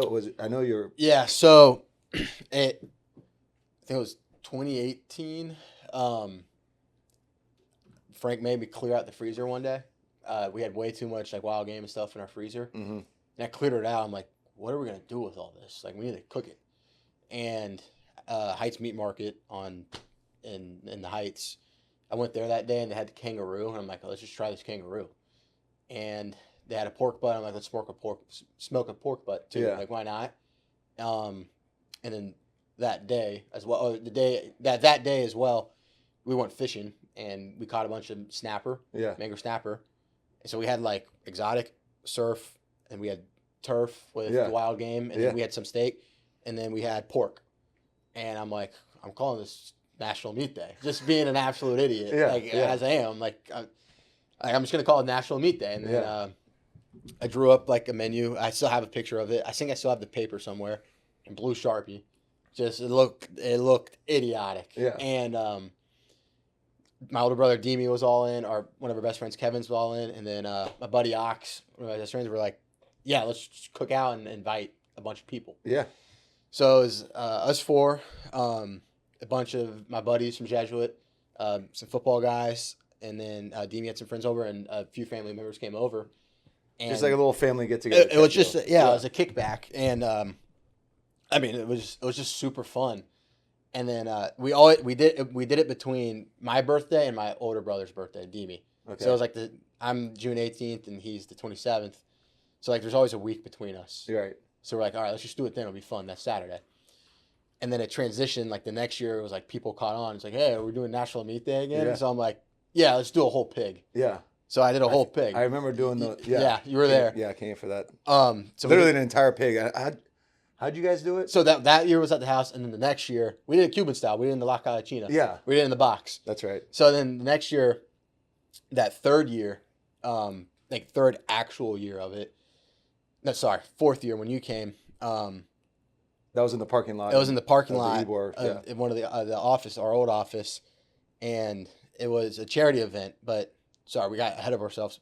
Before that, so the third year I did it, we did it in the parking lot at Ybor there because it got too big for the house. Right. Somehow it got too big, and I'm sitting there with Frank, and I'm like, I think this could be like a charity event or something. Like, and Frank's like was pushing me. He's like, you can scale this, like you can. Yeah. Did it already pass? Yeah, it passed. March 29, 2025? Yep. Gotcha. So last Saturday, March 28th, 2026. That great platform to announce it. Absolutely. Yeah. So Frank pushed me. We'll have Fabre Frameworks come and film some shit, huh? Yeah, that'd be huge. We need help. And then it's possible. We do real estate, so fine. Yeah, and then so Frank pushed me, and then this just comes down to work ethic too. Like the first year I did it was out of COVID. I'm playing football. I'm going to school. I'm in South Carolina. Right. I'm not in Tampa. So I'm like, all right, we have to do it. The only month football players get off, May. Right. Dead of heat. And I'm like, no one else is, going to, like, really, like, believe I can pull this off with all the factors going. Oh, yeah. And it's like, you're a kid, like, I'm 20 years old, a kid, like an idiot and stuff. So I'm like, I'm gonna find a way. I'm gonna make it fun. I love it. And then Kevin and I really took it on ourselves to figure it out. Kind of cold calling. I was just calling my dad's friends, family members, like, hey, can you donate? Can you donate? Can you donate? I ended up raising $25,000. And so you came, we had the whole pig. We had 8 teams, really like 8 teams. Yeah. I was just in the parking lot. We had a family friend come out and play music. It was a great time. Yeah, it was it super, was. super, super fun. And so that sat there. I'm like, this can, like, I think we can grow it. And the whole mindset I had was for my uncle. My uncle Joe used to run Festa Italiana in Ybor, so he's with the events. He gets it. He's been mentoring me with it. He's like, invite people out and don't ask them for anything so they see it and they get hooked and they want to come the next year and help. Right. So that was the first and second year, really, I did it. Second year, we did it in the office parking lot as well, but I got a stage and everything. And I'm like, all right, the beneficiary was always Jesuit because it's alma mater, helped me kick it off. But I go to church at St. Joseph's Catholic School, Catholic Church, it's a school in the middle of West Tampa. Yeah, yeah. And they need help. The school needs help. So I'm like, it's not like going to somewhere and I don't know where the money's going to. Like, I'm directly helping the school and I know what's going on at the school. I'm there every week and they need it. It's a historic school in Tampa. Yeah. All the cigar factory workers sent their kids there. It was a 125-plus-year-old school. So the funds from National Meat Day, the second year, I raised 35. Those, and I donated 25, whatever. I hate talking about all this, just bragging, whatever. But brag on it, man. And then the third year, that second year grew out of nowhere. And mind you, I'm waking up at 5:30 in the morning to do mat drills. Right. So I'm dying in the morning. Right. I'm dying. Oh, Yeah. Trust me, I know. And then I got to go to school at Furman University, which is no slap dick university. Then I got to go lift in the afternoon. Then I got to do skills and drills. I mean, it's a full time job, and then you got to do this and meals and from remotely. Yeah, and then as I get back at my, you know how it is, you leave at 5, you get back to the apartment at fucking 7:30. Right. And then I got to work on, and then homework, whatever. I actually had to do homework at Furman. I didn't have that problem. As little as I did, but yeah. And then I have to go do this, and I'm up till like 11 or 12 majority of my nights, like when it's really ramping up closer to May. And I just had to repeat that, but it was like the process where I'm like, I know I'm doing something for good. I'm helping a school that needs it, and it's fun. It was a passion. My great-grandfather did it with, he had an Optimist Club in Ybor way back in the day, and then my Nanu did it with Boys and Girls Club, and so did my dad and my uncle. So I was like, it's cool to keep it going. 100%. It's cool. So I'm like, it's something like I took to heart. And you guys are doing it at St. Joe's. Now we're doing it at St. Joe's. Yeah. So that last year, 2024, the third annual, and you were there. Yep. It was like a real, like, kind of like an event, and it's still like that year was just wild because I had football, my ACL. That's right. Yeah. And then I think you're walking around with a brace. Yeah, and I graduated the week before from college. So that's it's a lot like, of shit. Yeah, so I was just handling all this stuff, and I'm like, obviously it wasn't perfected, but it was still a good time. And then this year I really took it to heart. I'm like, I'm doing this shit right. And I always tell myself, if you can be good at something, why not be great? Right. If you're going to do it, don't half-ass it. Yeah. Don't put one toe in it. Jump in and do it. Yeah, so this year, I got to give a huge shout out to Hadley Chalor. She did all the branding that you see me and Steven wearing, and it really took the event to a legit, like, looking idea. Like, it was no longer like Mickey Mouse. Right. And I mean, I remember going that first time at the offices, the old offices in Ybor. Yeah. Seeing the pig in the box, and it was just a bunch of like friends just kind of just hanging out. It was a kickback. And then the next time I came was at St. Joe's. St. Joe's. I guess that was 2 years ago. We had guys out there with barbecue pits and Sean, literally, like, they are. I forget Trey and Gillespie or Trey, Gillis. I forget his- Brandon. Yeah. Yeah, Trey and They're out Brandon. there at what, 5 o'clock or 4 o'clock in the 4:30 morning? in the morning. Yeah. Out there smoking Beef ribs, briskets, Everything. So and what's the competition? So yeah, just about to get into that. So it's like this year I really took a jump with everything. So St. Joseph's is the sole benefiter of the event, National Meat Day. We're 501c3 under Central Park Village, do services that my family started up. So it's a nonprofit. It's a nonprofit event. Yeah, I nonprofit need to event. bend your ear about that after this. Yeah. So we originally helped St. Peter Claver, down kind of in the Ybor City area. And then I came along, next generation, I'm like, I want to help out St. Joe's. We're kind of already helping out them. So I took this idea because I was already kind of morphing into a charity event, and I morphed it from going to Jesuit to St. Joe's and kind of like along the terms of football, like how can I make myself stand out and unique so I can hit the field? Like there's so many barbecue competitions that All over the place. yeah, all over the place. So I'm like, I'm gonna make it a cooking competition. So it's going back to the original day. It's surf, pork, turf, and exotic. Those are the categories, and it doesn't have to be barbecue. And you always hear the competitive side of me, competitiveness.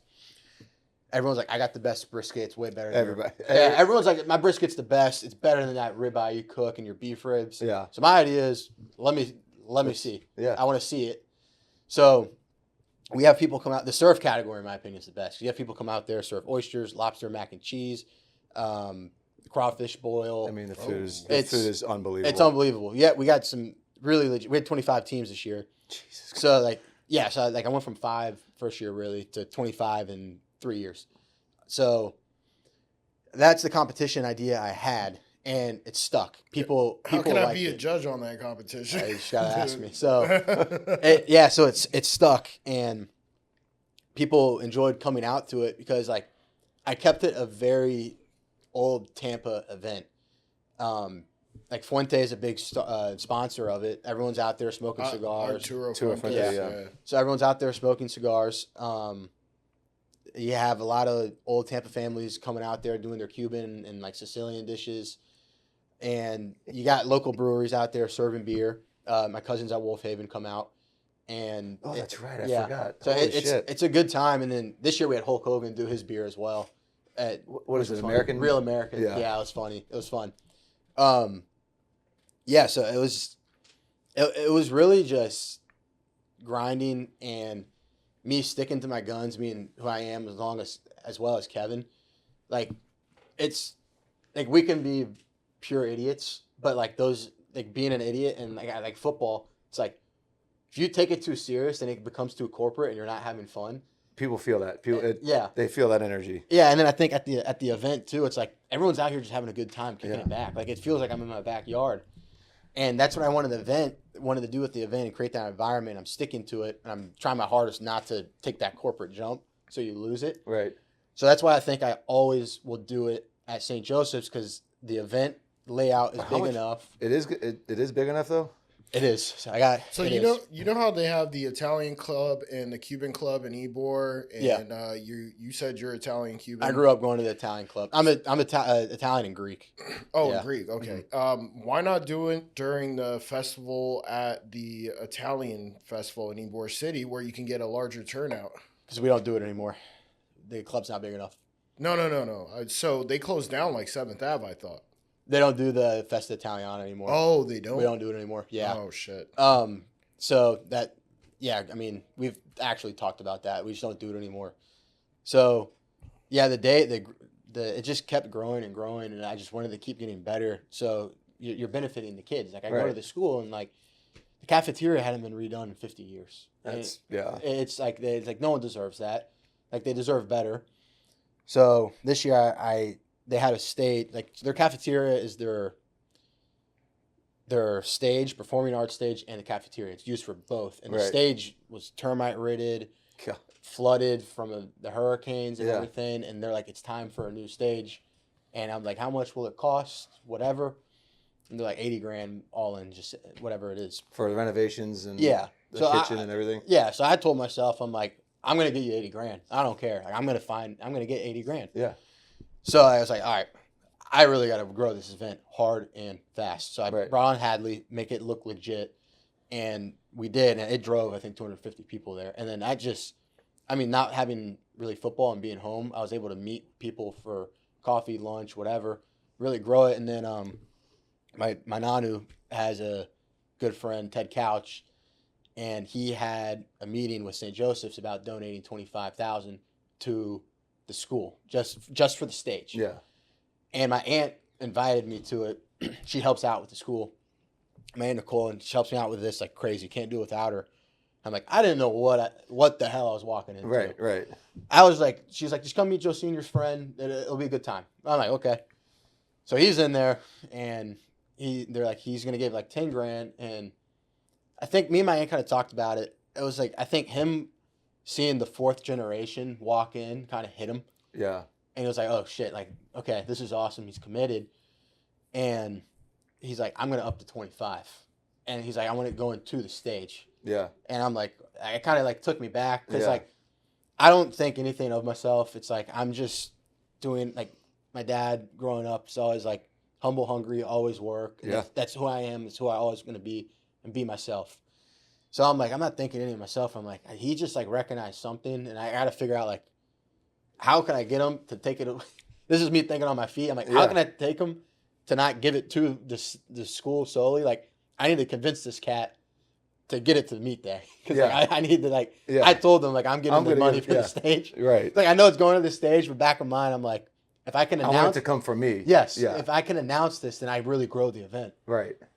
So I sit there and I'm just spitballing, and I convinced him. He's like, I want to direct it through meet day. And I'm like, No shit. and I about teared up. Like, I was like, my aunt did too. Like, I'm thinking about it. Like, it's Huge. it's huge. I never thought of myself like that, to be able to do that. He directed it to meet day. And I'm like, this is awesome. Okay. How much money did you raise? So through that 25,000, I made a bet with my grandfather that if I get 25, you match the 25. So I hit 50 in one day. And That'll play. yeah. So it's like, I'm not going to go to my dad or anything and do that. And my grandfather being so charitable, like, we always spend time with each other. It's like my buddy. So I'm like, I'm making this bet with you. Yeah. And I got, he's like, Sure, shit. yeah, and I got it. So I just told him if I got 25 in general. So I got it. So I hit 50. I have a dear friend, his dad at Furman. He's very charitable. He lives in Virginia. He's very charitable. And I was fortunate enough for him to come help. And he gave me another 15. So boom, right away I'm at 75. Wow. And 65, right? Yeah, I was about to say 65, 65. sorry. Yeah. Yeah, math. Not the brightest. But so I hit there. I'm like, I need to get to 100. Like, I want to hit 100. Like, 75 was like kind of my goal. I did 45 the previous year. Or like, it was like 65. And I'm like, now I'm at the point in my mind, I'm like, I want to hit 100. I'm not going to feel comfortable with myself that if I can't hit 100. Yeah. Because I know, like, because Frank had told me the previous year, it's like, this is a $100,000 event. I think you can do it. Me betting on myself, being competitive, I'm like, I'm going to make that happen in a year. I'm going to work my ass off to get that done in a year. Yeah. So I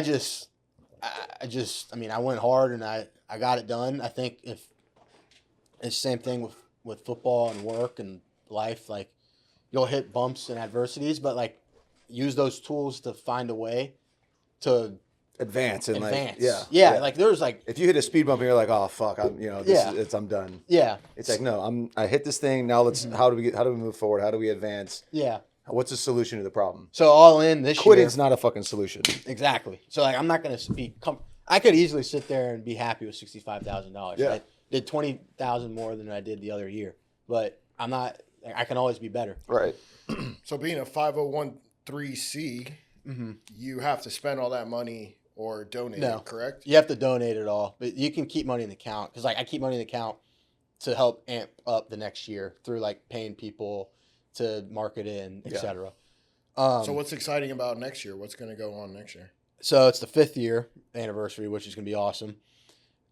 So back to the point, like, I invited out a few people to help, like, just to see the event. I got Big Race Fish Camp down south of Gandy. Yeah. Very, very involved for next year, it sounds like. I'll make it happen. Flying Cattle is a meat market on McDill. That's awesome. I go there all the time. The CEO came out, loved the event. And it's just stuff like that that's really going to help grow it. And then I had a family friend who's in a band called Parrotfish. They're awesome. Y'all should check them out.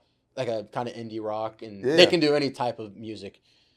They came out, and they're obviously in Nashville, and they're lights out. They're phenomenal. And then another guy named Houston King was phenomenal as well. He played that year. Okay. You were there. And they're like, we got bands. And then Connor's up in Nashville with Parrotfish. He's like, I got guys who come out here in a heartbeat. So, like, obviously, as entertainment grows and you have these top companies in the area, it's going to attract the crowd. Yeah. So, like, I had Chill Bros out. I had Brisket Shop on Armenia. And it was lights out. People just ate it up. Have you tried the Seminole Heights Meat Market? Yeah, so they helped originally as well. And even the Hyde Park Meat Market as well? No, because they're more of a restaurant. Yeah, it's just not our vibe. Like, I play very big into, like, the Butcher community, shop. Tampa community. Yeah. Yeah. So, yeah, like this year all in, I think it was 120 grand. Jesus. But then, like, when I look at it, I take away that 50 in my mind. My uncle taught me, take away that 50, see what you raised yourself. Right. So it came out to whatever, it was like 75. grand, Yeah, which was, That's still it was pretty damn great. good. Yeah. I kind of hit myself, my back of mind goal to hit for me. And Kevin as well. Like, Kevin was big playing it. And then this year was also a big help because I had being home and buddies being home. I had friends coming out to help, like friend Nash, Chalora, Kevin was there. Demi, my older brother, was out. Franco got some KA guys from UF. My cousin Xander and Nicole was huge. It's like when you, like, the more you grow something, the people see it. And it's nice with those people because they've been there since day one. So I know they're not in it just to be in it. Right. Yes, it's just, so I hit the mark, and the stage is like, today's final touches actually on the stage. That's awesome, man. Yeah, so it was awesome. It was really cool to see. I mean, the day is it's just super fun. It's like, I had a whole lamb at our tent this year, just roasting on a spit the whole time. So it's like, that's how it's different. You're not going to go to, like, majority of these barbecue competitions, you're going to go to, and The barbecue's already done. it's done. Right, It's it's just not your classic ribs and Right. brisket. It's the same. It's redundant. So I'm like, Well, we're you're doing it. We're As you keep Yeah. going, there's going to be, copycats and yeah, exactly. shit like that. But I mean, I think you're doing it the right way with the, the charitable deal. And, Yeah. I can't fucking wait. I'm pissed I didn't come this itch. year. I like, man. once the day is over, it's like, I'm just itching. Like, obviously, ready there's, for the next. Yeah. yeah. And then, like, this year was just super fun to see. Like, I had over 500 people come out this year, and I was like, last year it was probably 100 to 200. And that's just, like, I was in awe and amazement. I never expected that because it was just a kickback family friend thing at the house. And then I was like, I'm going to try and make it something like this where I can actually have an impact and live up to my great-grandfather, my grandfather, dad, my uncle, and then on my mom's side, my papa, my grandpa, who is super charitable as well in the Daytona Beach area. Mm-hmm. So I'm like, I gotta do it like this. And then, I mean, it's a grind. Like, day of, there's Probably 24 hours on the clock. Like, you're not sleeping. I had 1 hour of sleep the day That's before. what I was. Yeah, so it's absolutely crazy, and shit goes haywire the day of. I don't see people like this year. The judging got all, like, jacked up. I had to go save it. Me and my girlfriend were like, we didn't even say hi to people. We just sat there for 4 hours and fixed it. So the day, like, that's what I'm saying. Like, behind scenes, like, you don't see stuff like that. Right. So it's a grind. Like, we fix it, everything goes well, and then, like, Demi's running around and, like, help. Like, a government official was there that's high up in Trump's cabinet that showed out. Shit. Yeah, and so it's like, people, like, I can't get the Rizzler there, but I want. So, like, she was there. It was awesome. Like, Demi's helping out with that, and then, like, Nash is going around helping the competitions going well, and it's a great vibe because like, that donation is going to a community. Help kids and It's going to a community in Tampa that really needs it, and a historic part of Tampa that makes Tampa Tampa. Well, tell us one more time. When is it again? It'll be March 28th, last Saturday of 2026 in March. So March 28th, 2026 will be the 5th annual. We'll blow it out of the water. How do people find it? Is it a I'll have website? Or is we it have an Instagram at ntl.meetday, and then our website is www.ntlmeetday.com. So that's where you'll see everything. I know I kind of went on a huge spiel here. The website and the Instagram will kind of really show you how we're a more fun, energetic, and laid back event for a good cause to really help out a school that is the definition of Tampa in my mind.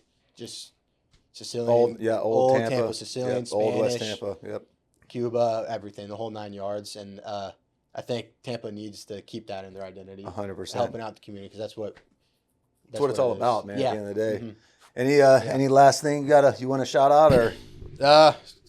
Not really. I mean, we hit all aspects. I mean, it's all. I mean, this is more therapy than anything, if anything, in my mind. I'm Talk just glad- about ball and sports. Yeah, man. I'm glad you came out, man. Yeah, for sure. It's been fun. So now you got to get back and make some cold calls. Yeah, I got to get back and make it work. Keep the lights on. Back to reality. Yeah, keep the lights on. Well, cool, man. Hey, love you, man. Always love you. God, Thank man, you. that was awesome. Thank you. All right, folks, don't forget, like, comment, share, subscribe. Sports and Suits. Yep. Hopefully we have the social media pages up by then. Hopefully. We'll get them done. All right, man. Appreciate y'all. Lex, again, appreciate you, man. That was awesome. We'll see you guys soon. We got Nectar Nootropics. All right, it's got cognizant in it. It's got caffeine, 50 milligrams of caffeine. I'm going to go ahead and rip one right now. This is the Atomic Apple flavor. Absolutely delicious. I'll tell you what, man, I'm not a big coffee guy. Never have, never will be. But these damn things, 50 milligrams of caffeine, jumpstart your day, zap your brain a little bit. They got jalapeno lime, black cherry, spearmint, sweet mango, and fresh mint. And let me just tell you, the mint will light your ass on fire. It's a whole different kind of buzz, so to speak. But yeah, then they also got a new little operation they got running here. It's called the Zero. So there's no caffeine at all, but it's got all the flavors that I just mentioned. Like I said, jalapeno lime, black cherry, spearmint, sweet mango, and fresh mint. They're mini dry pouches. All the ingredients are listed on their website. They're listed on the can, so you're not getting a bunch of bullshit.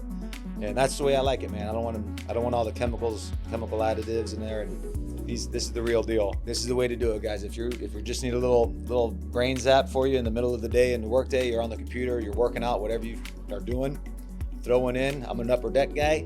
Throw one in there, get zapped for a little bit, and there's no crash. You don't feel drowsy afterwards. And yeah, I'm a firm believer in this thing. Again, this is the Atomic Apple. I'm a huge fan of this flavor. I'm looking forward for them to send me the jalapeno lime. So again, folks, you can find them at nectar.energy. And when you spell nectar, it's NECTR.energy. Energy spelled, the normal way. You can also find them on Amazon. They're now on Amazon like everybody else. So you can find them on Amazon as well. Same name, same spelling, NECTR. Again, you can use my discount code Garcia5 and get a nice little discount. And like I said, get your brain zapped and get to work.